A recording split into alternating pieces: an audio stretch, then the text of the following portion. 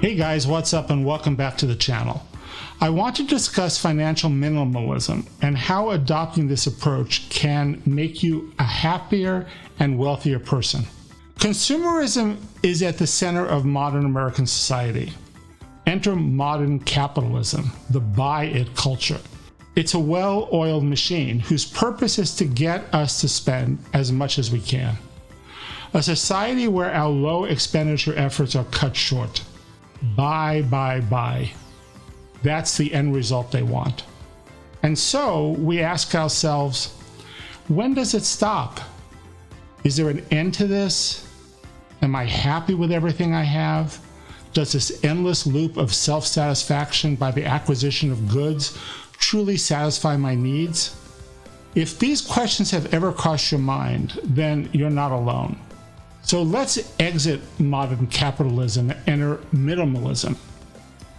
Minimalism is a movement that focuses on reducing the clutter in your life, both in physical objects and other distractions. People who embrace it find ways to eliminate the distractions from their lives, and it opens up more opportunities for them in different ways and areas. Here are 9 ways in which minimalism can help your finances and at the same time make you a happier person. Okay, number 1, minimalism allows you to prioritize your spending. Minimalism encourages you to embrace the things that are most important to you. And once you do that, this will carry over into how you spend your money. If you can redirect your focus from acquisitions to experiences. Realizing what is most important to you will help with your spending priorities, and this can carry forward into how you handle your money overall. Financial minimalism requires a change in our state of mind.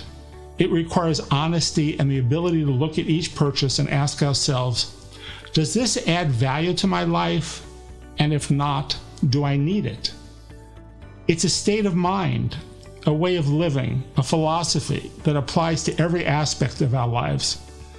Acquiring a minimalist approach to finance requires a complete revamping of our mental state, a new way of thinking.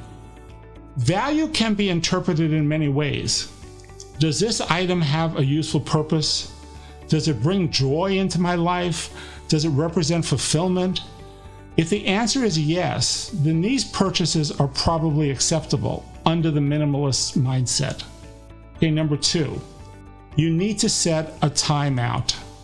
Another great way of adapting to a minimalist financial mindset is by setting what I like to call timeout rules.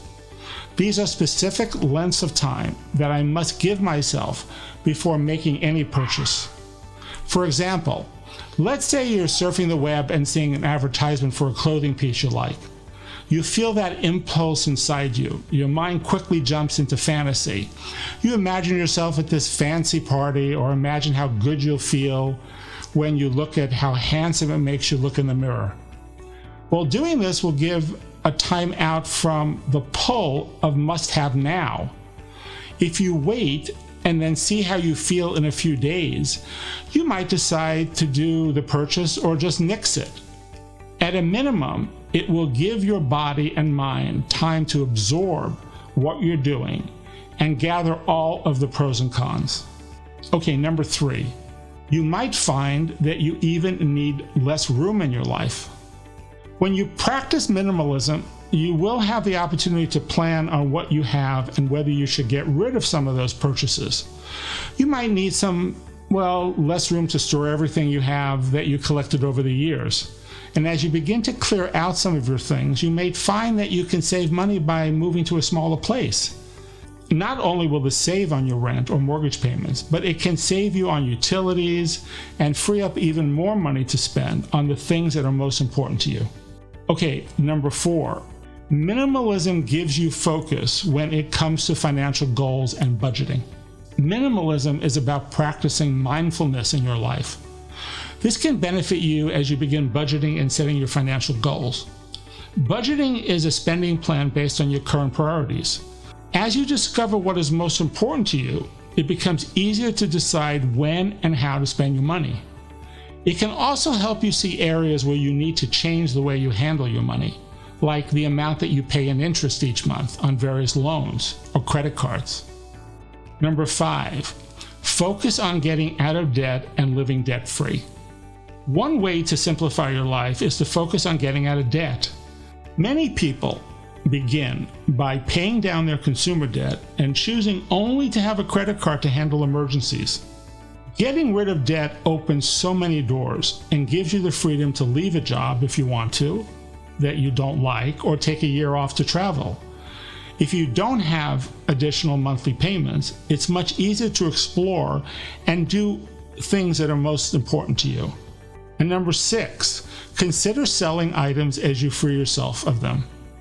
If you're just beginning to embrace minimalism, you can sell the items you no longer want or need. You can use this money to help you start to clear up the financial clutter in your life, like your debts. The funds can also jumpstart an emergency fund, or new investments, or to fund something you have always wanted to do.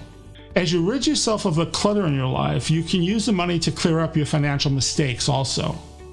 Okay, number 7, minimalism helps you find ways to simplify your finances. There are several things you can do to make handling your finances more manageable. You can pay your bills all in one day. You can switch to cash for everyday purchases, which makes tracking your spending a little more burdensome, as you don't have the credit card bills at the end of the month for a summary of all your purchases. But using only cash has a way of making you think 2 or 3 times more about needing to spend that money. You may also want to find an app that simplifies the budgeting process. If you find a mobile app that works for you, you can enter purchases on the go and where you are with your goals and limits. Take a look at Quicken and also Mint. Mint, which has been the gold standard for budgeting tools for some time. It's the app that takes the top spot here for a few reasons. It automatically updates and categorizes transactions, creating a picture of spending in real time. Okay, number 8, minimalism makes giving easier. When you know what is most important and have your finances under control, giving back can become more comfortable. It may mean giving back in your time as a volunteer or giving back through donations.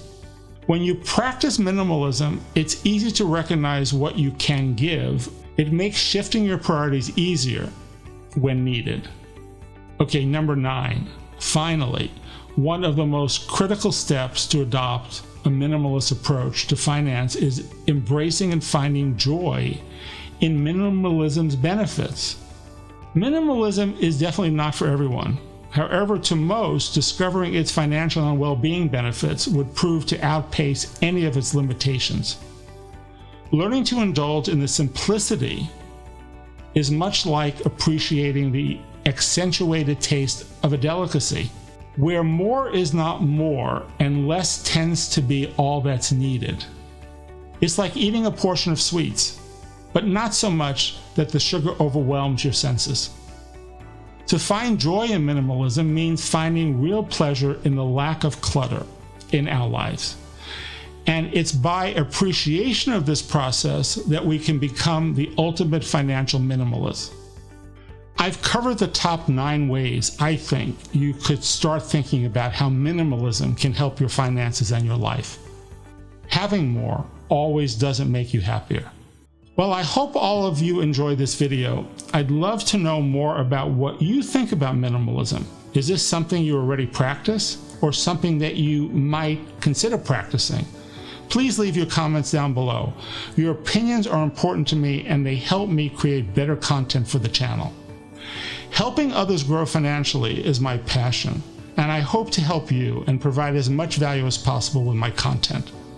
So if you liked today's video and would like to see more, please don't forget to smash the subscribe button for the YouTube algorithm, like this video, and ring the bell so that YouTube keeps you informed and up to date with all of my content. And thanks again, and until next time.